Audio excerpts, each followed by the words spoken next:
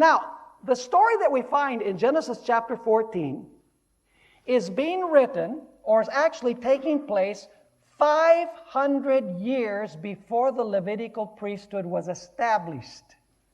That is an important point. It's happening between 1900 and 2000 BC. And the Levitical priesthood was established around the year 1445 BC. So this is about 500 years before the Levitical priesthood. This story that we're going to take a look at is taking place. Now, the story of Genesis chapter 14 is that 4 kings allied themselves to go fight against the king of Sodom. And of course, in Sodom, who lived? Lot lived in Sodom. And so these 4 kings joined forces. They went to Sodom. They conquered the city. They took captives, including Lot, and they looted the cities and took all of the possessions from the cities. Now, when Abraham heard about this, he said, I have to go, and I have to rescue Lot, and I also have to get all of those possessions back. And so he gathered 318 choice men, very carefully chosen, to go and battle against those 4 kings to get back Lot and the loot. Now, he was successful. He overcame these kings. He got Lot back. He acquired all of the possessions back again. And on his way back, something very interesting happened.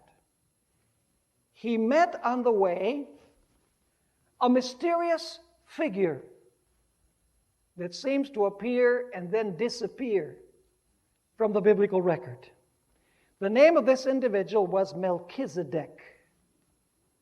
Let's read about this in Genesis chapter 14 and verse 18. Very interesting that there was a priesthood before the priesthood of Levi. It was the priesthood of Melchizedek. Now notice, then Melchizedek, verse 18, king of Salem, brought out bread and wine. Isn't that interesting? When do we use bread and wine?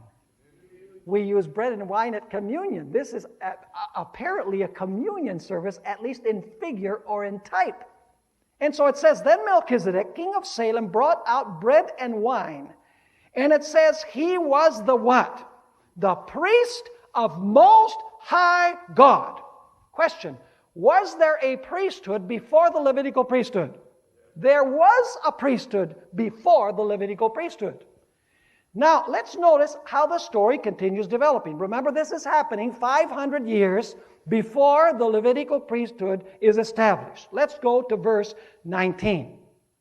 It says there in verse 19, speaking about Melchizedek, and he blessed him.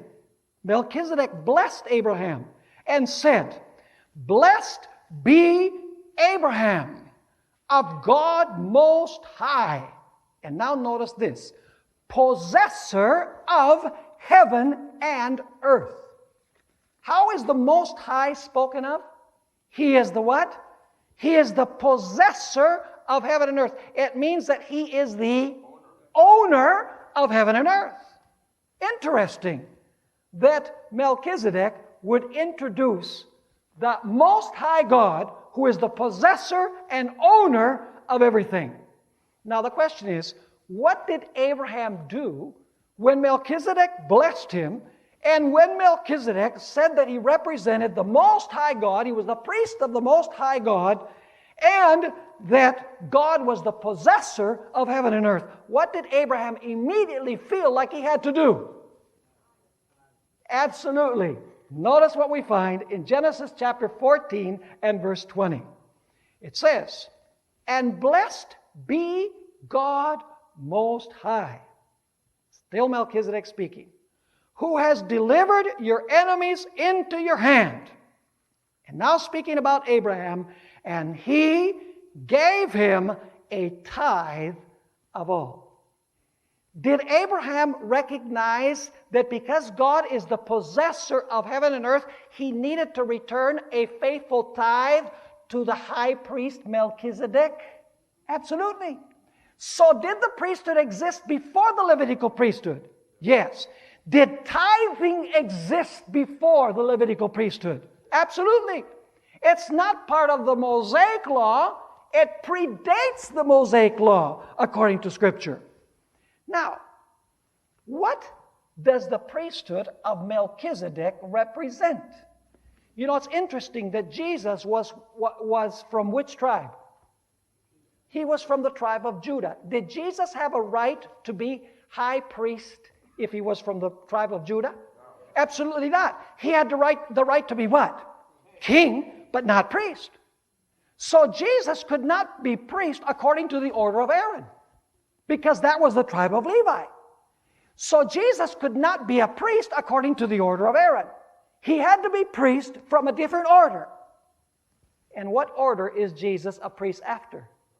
He's after the order of Melchizedek. You see, Melchizedek gives him the right to be a priest, and Judah gives him the right to be king. Are you with me or not? Now, let's notice Psalm 110 and verse 4, where we find this another reference to Melchizedek and his priesthood, and how long that priesthood was going to last. Did the priesthood of the Levites come to an end? Yes or no? Does the priesthood of Melchizedek ever come to an end? No. Notice what we find in Psalm 110 and verse 4. The Lord has sworn and will not relent. You are a priest forever. A priest for how long? Forever, according to the order of Aaron. No, according to the order of whom? Of Melchizedek. The question is, in whom is this psalm fulfilled, and with whom? Go with me to Hebrews chapter 6, verses 19 and 20. Hebrews chapter 6 and verses 19 and 20.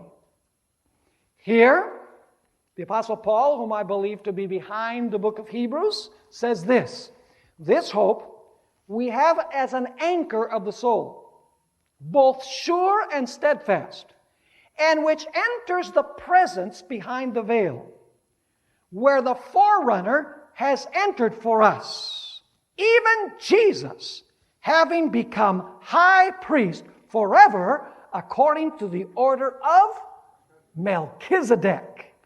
Notice another reference. There are many references to this same verse, Psalm 110, verse 4 in Hebrews, but let's read only one more. Hebrews 7 and verse 17. Speaking about Jesus, it says, for he testifies, you are a priest forever according to the order of Melchizedek. So you have the priesthood of Levi, which received tithes, and that priesthood came to an end. But you have another priesthood, which is the priesthood of Melchizedek, and that priesthood lasts forever. Was there tithing under both priesthoods?